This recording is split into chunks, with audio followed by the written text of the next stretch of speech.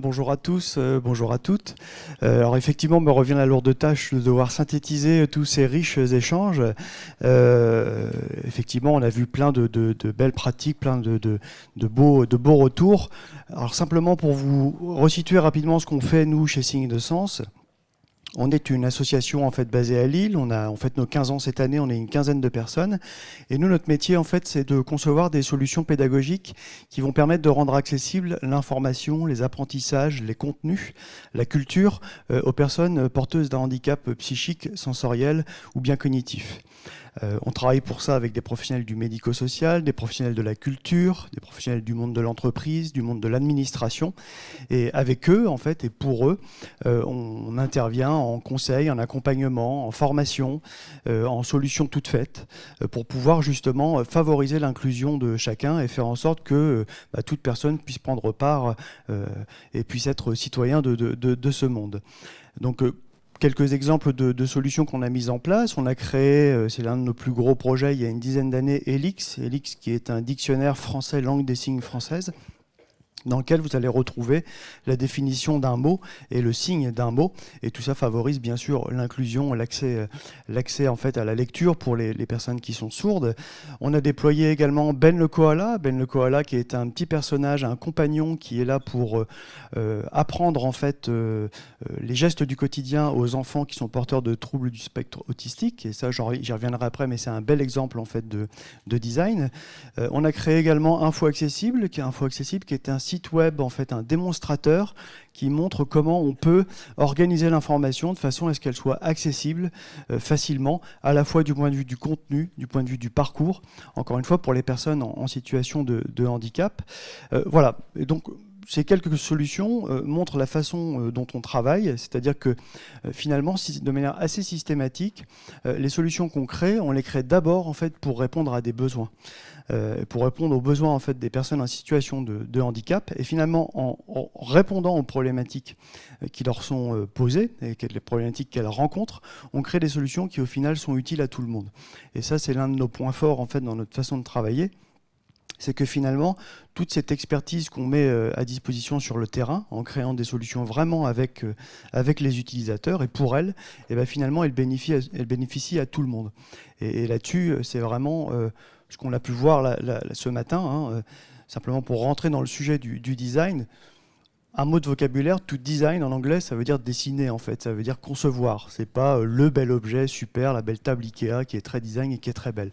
Ça peut l'être, mais en tout cas, le design, c'est, comme on l'a vu, une méthode, mais également une démarche et un état d'esprit. C'est-à-dire qu'on va, de manière assez systématique, réfléchir sur le parcours de l'utilisateur. On va se mettre à sa place, on va réfléchir avec lui, et pas forcément pour lui uniquement. C'est-à-dire qu'on ne va surtout pas penser à sa place. On va l'associer en fait à la démarche dès le départ. Et ça, c'est vraiment un pilier assez important en fait dans le design, c'est cette façon en tout cas de penser les choses avec l'utilisateur. C'est-à-dire que c'est s'intéresser au sujet et ne pas considérer l'utilisateur comme étant objet d'un système. C'est-à-dire qu'il fait partie d'un dispositif, il est au cœur en fait d'un dispositif et c'est primordial vraiment de penser les choses avec lui.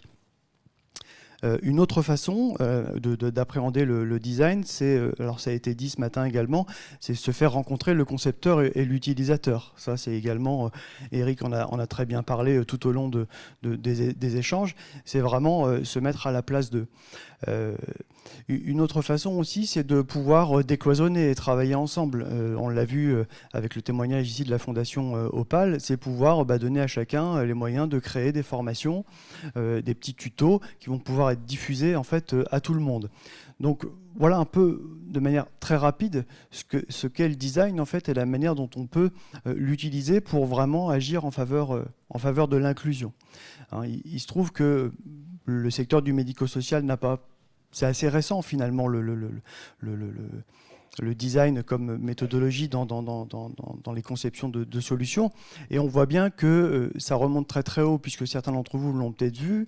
Il y a eu il n'y a pas très longtemps un appel à projet de la CNSA sur le design de services, justement au service de l'innovation dans le médico-social. Nous y avons nous-mêmes répondu avec 2 structures du médico-social sur la métropole lilloise. Donc voilà, ce sont des des méthodes que le médico-social doit vraiment s'approprier, puisque voilà, c'est comme ça qu'on met en place des solutions qui sont probantes, en mettant en place des systèmes vraiment de tests, d'essais, d'erreurs. Nous, systématiquement, quand on met en place une solution, on crée d'abord un prototype, une version martyr, qu'on va aller confronter au terrain. Et cette solution va permettre vraiment de l'améliorer, et on ne sortira une solution au final que si elle est vraiment pertinente pour les utilisateurs.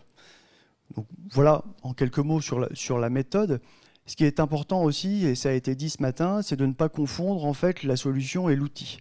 C'est-à-dire que le designer n'est pas le technicien ni le gestionnaire de projet. Donc nous, dans notre façon de travailler, encore une fois, on triangule finalement la solution qu'on apporte. C'est-à-dire que le designer va travailler vraiment main dans la main avec un gestionnaire de projet qui va gérer le planning, qui va gérer les jalons, qui va gérer les budgets, et également avec des techniciens.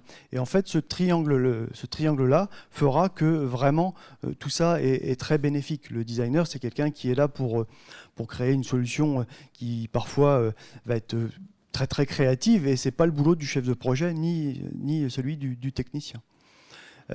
On a vu aussi ce matin que les solutions qui sont mises au point peuvent être des solutions numériques, mais pas uniquement. Le numérique, c'est une solution et un moyen, et pas forcément systématiquement une fin en soi. Je vais vous donner un exemple concret.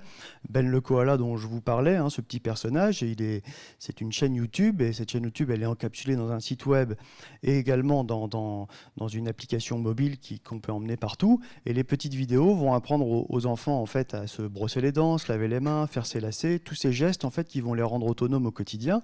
Donc solution numérique parfaite, on peut comme ça emmener le téléphone et la tablette un peu partout.